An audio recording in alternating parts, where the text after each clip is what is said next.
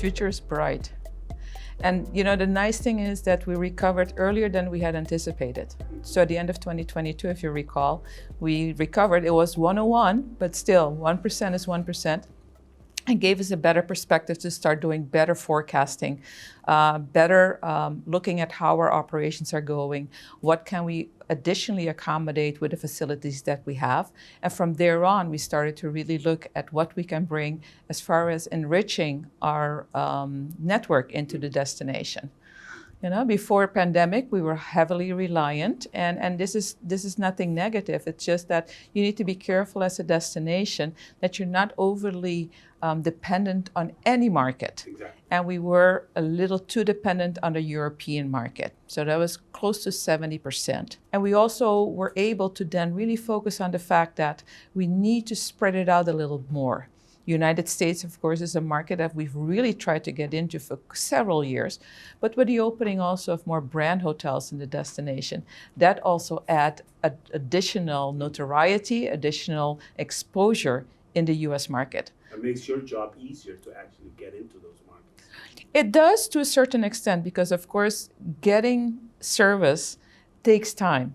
It is a lengthy process because, of course, what you want is what you have. You want to retain that.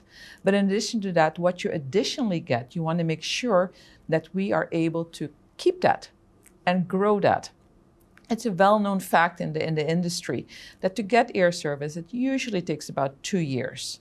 You know, it's all the conversations, the feeling of the destination. Of course, the destination plays a big role in it because what do you have to offer, what is different from other Caribbean islands.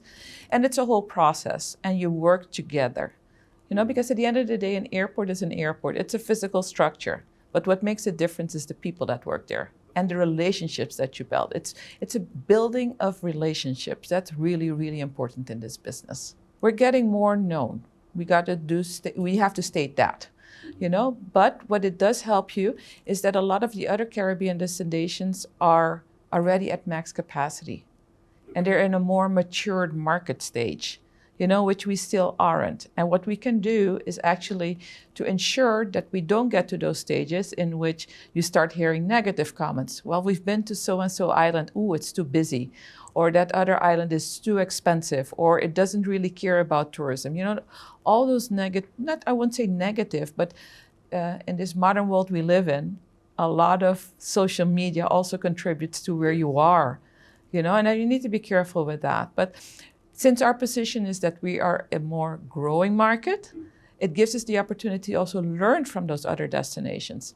Make sure that your capacity can handle the additional passengers and visitors that you bring to the destination, you know, because it's everything is interrelated. It's a nice puzzle, and you know, when we're working on a puzzle, the end product is beautiful because you've completed it.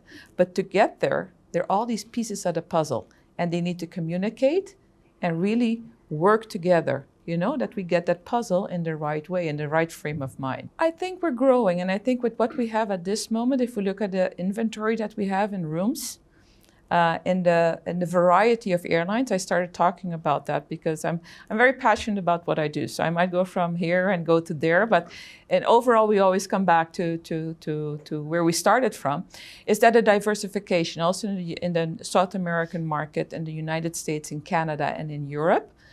That mix can be accommodated right now.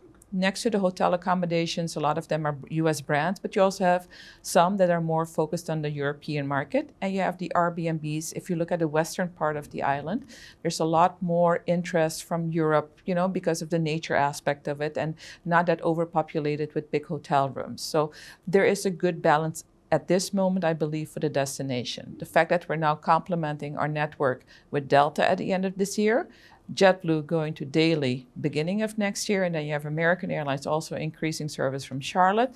You get a good mix, and we also know then with what we have, if you go in stages, if this, and what we look at is the load factors of the aircraft. Once we start seeing them being at high 90s or, you know, getting to closer to capacity, which is in the high 90s actually.